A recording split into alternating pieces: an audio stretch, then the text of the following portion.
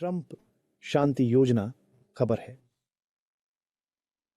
यहाँ मूल रूप से प्रकाशित मसौदा दस्तावेज में हमारे हितों को कितना शामिल किया गया है और क्या हमें एक संशोधित संस्करण मिला है और रूस अमेरिका वार्ता कब शुरू होगी, क्योंकि मेरी जानकारी के अनुसार ऐसी कोई बातचीत नहीं हुई है। राजदूत स्टीव विटकॉफ रूस कब आएंगे और शांति समझौते की क्या संभावनाएं हैं? खैर, मसौदा समझौते के लिए कोई मसौदा नहीं है। कई मुद्दे थे जिन पर चर्चा, विचार विमर्श और समाधान किया जाना था। जैसा कि मैं पहले ही कह चुका हूं, अलास्का की मेरी यात्रा से पहले हमने इस पर संयुक्त राज्य अमेरिका और बातचीत करने वाली टीम के साथ चर्चा की थी।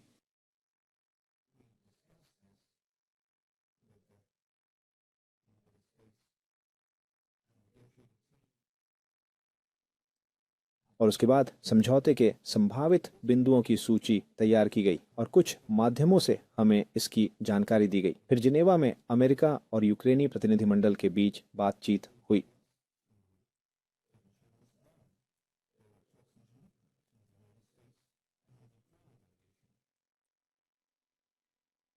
जैसा कि मैं समझता हूँ, उन्होंने आपस में तय किया कि इन 28 चीज़ों को 4 समूहों में बांटा जाना चाहिए।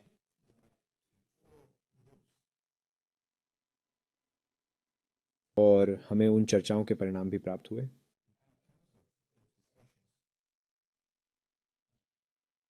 आमतौर पर हम सहमत हैं कि यह भविष्य के समझौते का आधार बन सकता है। अभी कोई अंतिम बयान देना उचित नहीं होगा, क्योंकि सामग्री अंतिम नहीं है और बातें बहुत सामान्य हैं।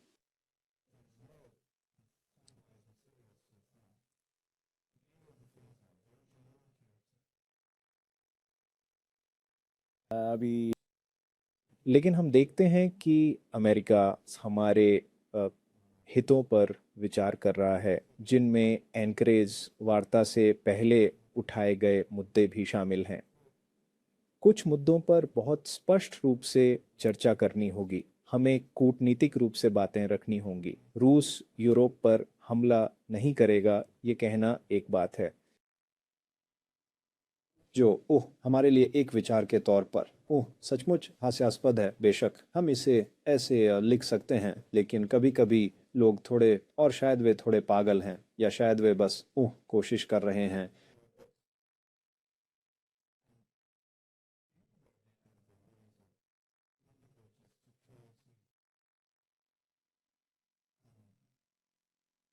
अपनी जनता को भ्रमित करते हैं ये कहकर कि रूस हमला करेगा और उन्हें रक्षा उद्योग मजबूत करना है।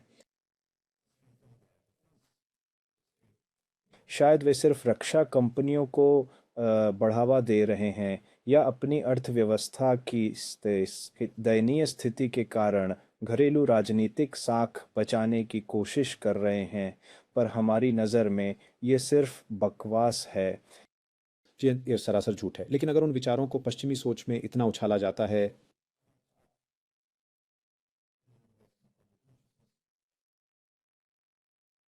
अगर हमें सच में दिखाना है कि हमारे आक्रामक इरादे नहीं हैं, तो हम यह करने को तैयार हैं। शायद इसमें कोई मतलब है कि अगर हम सब एक साथ बैठकर चर्चा करना चाहते हैं साझा यूरोपीय सुरक्षा की बारीकियों पर, जिसका प्रस्ताव हमने कुछ समय पहले रखा था, और अगर हमारे अमेरिकी साझेदार ऐसा चाहते हैं, तो यह बिल्कुल संभव है।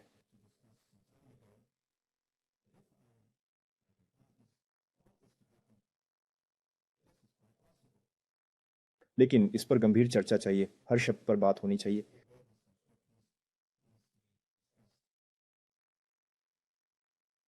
तो उन दस्तावेज़ों में रणनीतिक स्थिरता का भी जिक्र है, जिस पर अमेरिकी साझेदारों से भी बात होनी चाहिए। ये हमने ओबामा के समय से सुझाया है।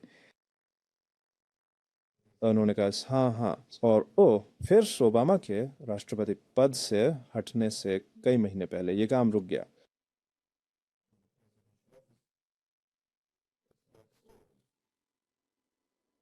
अब नई स्टार्ट संधि की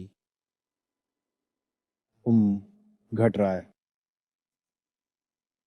ये जल्द खत्म हो जाएगा और निश्चित रूप से इन मुद्दों पर दोबारा बात करने की इच्छा है। ऐसा हर मुद्दा गंभीर चर्चा का एक अलग विषय है और हम चर्चा के लिए तैयार हैं। अगले हफ्ते अमेरिकी प्रतिनिधिमंडल मॉस्को आने की योजना बना रहा है।